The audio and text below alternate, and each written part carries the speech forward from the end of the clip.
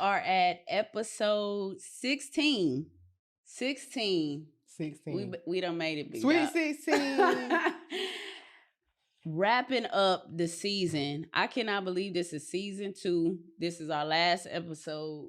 Man, I'm happy to be here. For those that are new here, I'm Miss Cat, your coach, accountability partner, and teacher. And I'm LiShon, the Done with the Party Palace. And we're here with both sides of the check. This is season 2. And man, we gonna end this thing strong. All right. So today, look, today, I'm actually gonna get a little personal today. Okay. All right. You know, I usually don't get too personal, but on this platform, you know, I decided that I must bear a little bit more because I really want people that have been following me, you know, through my entrepreneurial journey to really get to know me in a different light, in a different way, right? Okay. And so last night, me and my girl, we actually coordinated a major event, you know what I'm saying? And it was just funny because a lot of people kept coming up to me like, Cat, you know, I didn't know that you did this, or I didn't know that you did that, right? You know, and, you know, sometimes I call myself the Jane of all trades, right? Because I do have a lot of talents. I have a lot of gifts, a lot of things that I do. But sometimes I think to myself, when are you doing too much? Like, you know, are you doing too much? Because they say the jack of all trades, the master of none, you know what I mean? And it's just like, you know, like, is there a certain time where you just like, no, I'll just focus on just this, that, and the third, or, you know, or is multiple, you just get it, like multiple streams of income, like get it, like kill the noise and just do what you do. You know what I mean? But sometimes, you know, I think to myself, like, am I doing too much? Because you have people that'll be like, yeah, Cat, I see what you're doing. Keep rocking. But then on another note, some people be like, Cat, like, I see what you do. Like, you know, this, what's this next thing? This is another thing. Like, you know what I'm saying? Mm-hmm. So it's like a mixed, you know, you get that mixed crowd. So Sean, is Miss Cat doing too much? I'm gonna say this. Ever since I've known you, I feel like, you know, you've had your hand in a lot of things. And I also know how you feel about being successful. And we also talked about what success looks like for us individually. And if you doing a lot of things make you feel or move towards being successful, then of course, you know, I'm gonna rock with you. I support you. Me personally, when it comes to having my hands all over the place, I just think in my head, before I moved to Houston, I heard this little video clip from Tyler Perry, and he was talking about having multiple seeds and watering multiple seeds versus having one seed and watering that one seed and watching it grow. Facts. So if you have 1 gallon of water, you can give that 1 gallon of water to one seed. If you have 10 seeds, you got to divide that gallon of water up, you know, for those 10 seeds. I think it's about personal preference. Also, I accept you for who and what you are. You know what I mean? If you feel like you want to do 10 things and you call me and say, dog, you got time, you know I'm going to be right there with those 10 things. But that ain't always me. Yeah. You know what I mean? I'm a little bit over the place sometimes, but for the most part, you know, I kind of, I'm in the cut.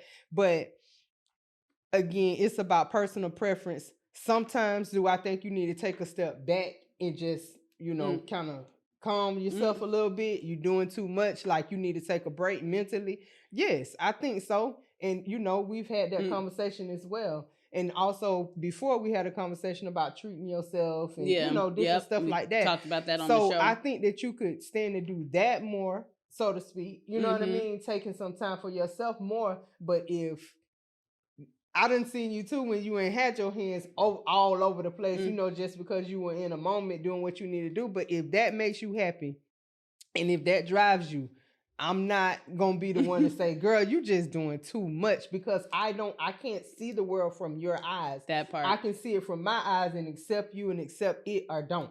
That part. That's just it. And so I brought that up because, being a creative, so I am a creative, right? And you're a creative because we're the type of people that have to take somebody's vision and bring it to life. So that makes you like a creative person, right? So having a creative mind, you find yourself like, okay, I can do this, I can do this, I can do this. And you have to get to the point where you have to decide as an entrepreneur, what of those things are, hobbies, and what of those things are actually business. You get what I'm saying? And I kind of put the highlight on me, but I know that there's a lot of people out there that when they're trying to decide which way they want to go in entrepreneurship, they may say, well, I'm good at this, I'm good at that, I'm good at that. Which way do I go? Or do I, what I'm saying, do I dip and dabble in this and dip and dabble in that? And for me, I'm going to be honest with you, I have an extreme passion for film and production. Okay. When I first started off, in entrepreneurship, I had a production company. Okay. That's where a lot of people know me from. My name, Miss Cat, came from that. But what I realized back in those days, because we didn't have Tubi and all that stuff that people have now where they making money, it became a hobby. So even though it looked good and it felt good to get invited to the celebrity events and be on the red carpet and do this and do that, I wasn't making money. So I had to make a logical decision as an entrepreneur that, hey, I can do this on the side for fun, but this ain't something that I need to put all my, passion and drive behind if I'm trying to make some money. I think that the very first thing that one must know is when you operate in your gift, you ain't never doing that too much.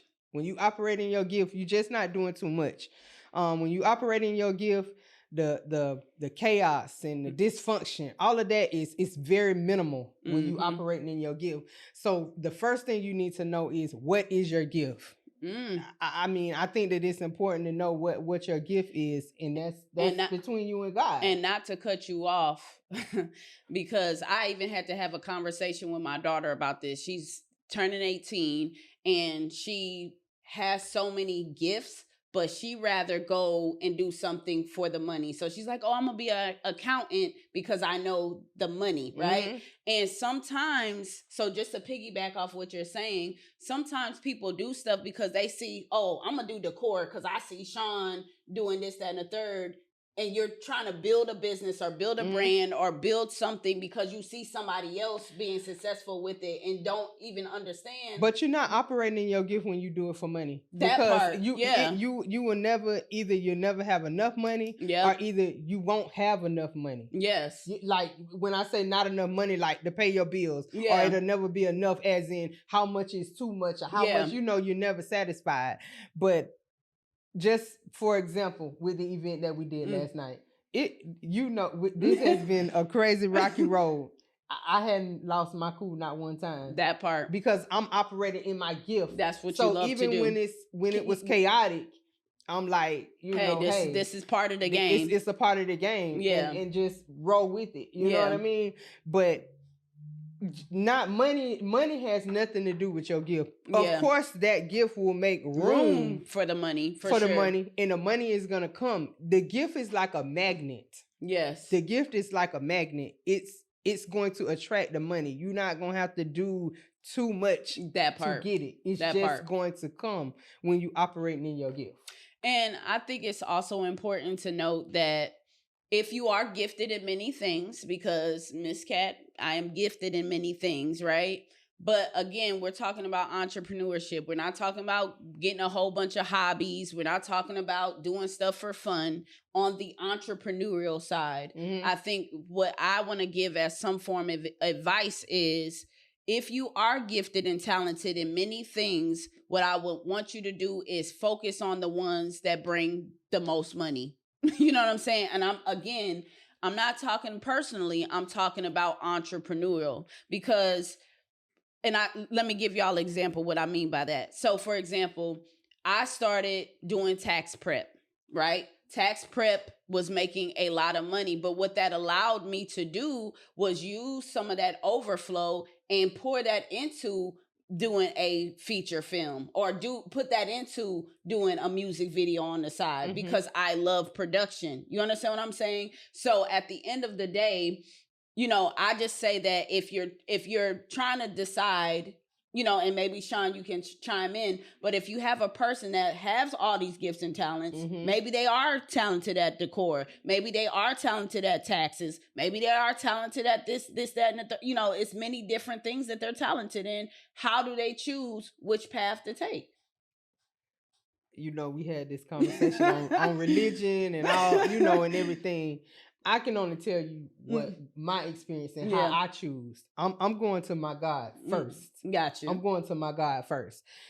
But I think too, you like you said, which one? I think which one is the bigger magnet? When you sit down and write all this stuff out, which one keeps you the most active? I think that's the one that you should stay in tune with, because you can be chasing your tail for a long time if it's something that you just passionate about and you feel like it's your gift, but you're unsure, but you like doing it. When you're not doing what's the main thing you want to do, so you start dibbling over here or whatever. I mean, if you got that kind of time on your hand, then if you have that kind of time on your hand, but I don't think most of us do. Most of us don't have that kind of time. You know what I'm saying? But I think you got to be at one, at peace, to know, calm down and tune out the noise and find out what's working. Do what's working, because as an entrepreneur, if you're not figuring out what's working for you, you're gonna be doing a whole lot of all over the place. It'll be like people say, you doing too much. And then again,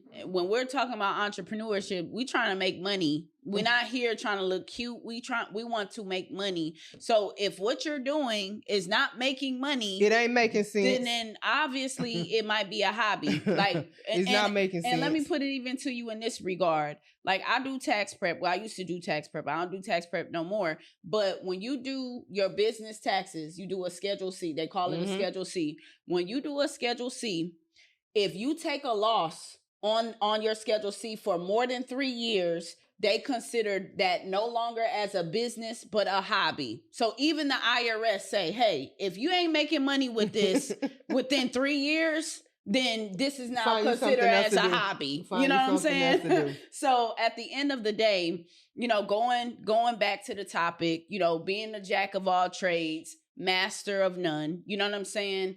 If you are seriously trying to, get some momentum, it's hard to get momentum when you have your hand here, your hand there, you have, you dipping in this 1 minute. And then on top of that, it confuses the audience, because they like, okay, does she do the core? Is she a rapper?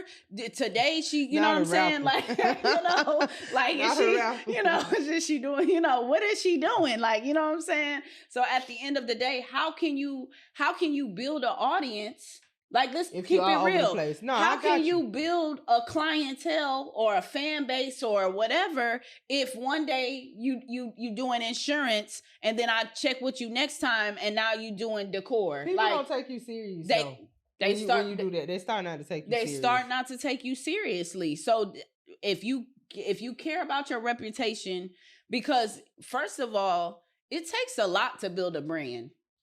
Like, serious, it takes a lot of hard work to build up a legitimate brand. So how are you going to build a brand if you got this brand, that brand? Now you can, like you said, but it'll take a lot of fire and a lot of fuel. This side, you get what I'm saying? Doing all these different things at one time. I say build yourself up to a comfortable level with one thing and let the overflow, you know what I'm saying? But what you think about that? I mean, I can agree with that. But again, if you all over the place, how can you focus your time, energy, and effort on something that you want to be something, because what you put in something is what you get out of it. So if you got 10 things, you can't put into all 10 equally, or something is gonna lack. That I mean Something is that going is to true. lack. So that's why it's very important. That's why I said it's very important to determine, okay, what is the what first of all, what's my real goal? Which one of these things are actually getting me closer to that real goal, and which part of this is just a hobby? Like, you know what I'm saying? But check it though. Don't be no fool. The one that you like the least may be bringing in all of the money. So that could be funding the dream. Hey, it could be funding the dream. Hey, but I think it's also, though, it is about prioritizing. Yes. You know what I'm saying? So, like for me, I love film. You know what I'm saying? But that's the lowest part of the totem pole. But guess what? If I could just get paid to sit on somebody's set and do production, I would do that. Like, seriously. But guess what? I haven't been on a set. I haven't done nothing production wise except for this podcast in quite some time, because even though it's what I love, it don't pay the lifestyle that I need, you know what I'm saying, at this time, right? So at the end of the day, I had to come to terms with myself. Although I'm good at production, although I love production, that ain't what it was in my grand scheme. Not to cut you off, but like you said, you had to come to that conclusion. Yeah. So that means you got to be real with yourself on this journey. You definitely got to be real with yourself. That part on this journey. Yeah. And just circling back to what the conversation started as, are you doing too much? Is it too much for you? And what's too much for me might not be too much for you, because I have gotten to a point, so I can be a little Jane of all trade. Why? Because I have a 6-figure business that runs its own self. You get what I'm saying? So that makes its own money by its own self. A lot of people ain't got to that point where they have a stream of income that do what it do without you even checking in on it, right? So at the end of the day, depending on somebody's circumstance, that might not be doing too much, because now that I have this stream of income, now I can go coordinate events with Sean and do this and do that. Because that took a lot. I'm saying, which to the outside eyes, they might be like, what is Cat? Here she go with something else. But you don't even know on the back end.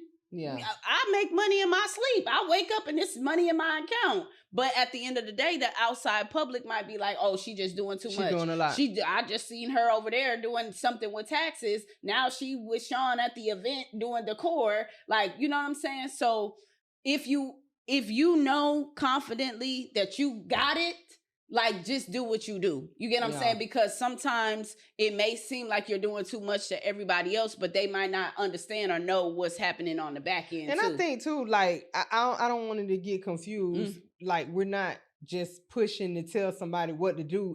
Again, you need to look yourself in the mirror and do what's best for you. That's another thing about being an entrepreneur. That part. What worked for someone else may not work for you. That part. You know what I'm saying? What looks like success for me may not look like success for you. That part.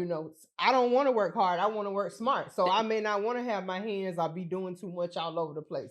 That may not be comfortable for me, but you may operate good like that. So, I can respect that, and I can respect other entrepreneurs that are doing that, because let's just be honest, in my opinion, a check casher, that's what they doing.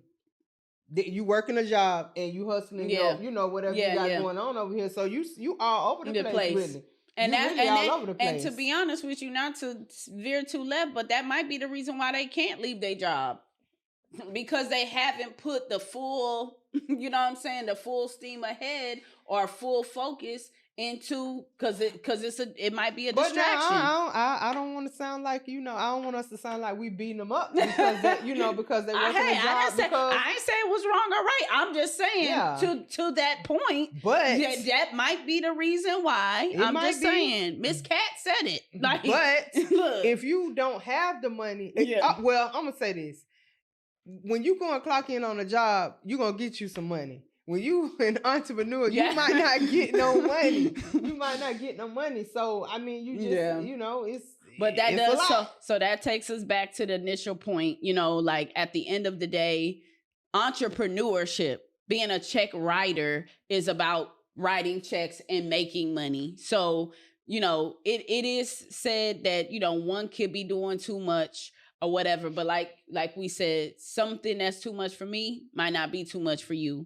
Nobody knows what the back end looks like. You might have multiple streams, but some of those streams might be running themselves. You know what I'm saying? So at the end of the day, that you do have to do what's best for you, but you also have to live in reality.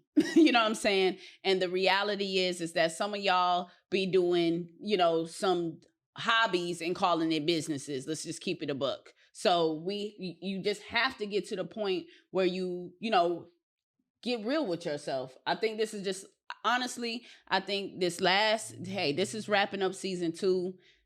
Miss Cat gonna just do what I do. I'm gonna just say what I say. But I think this last episode is a reality check, for real. And even with me, I started off with my own personal, advice, personal situation. So maybe I might have to take my own advice. Hey, it don't sound like it's nothing left for me to say. So I'm just gonna let y'all know once again, you know who this is. It's your girl, LiShon the Don.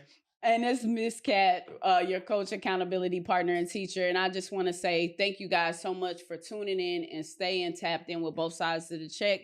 This does wrap up season 2 of this podcast. And we heard you. You guys were telling us that y'all wanted to see some guests on the show. You've had 2 seasons with me and my girl, LiShon the Don. So I think y'all know who we are by now. I think we ready to bring on some guests. So y'all stay tuned for season 3. It is coming like no other.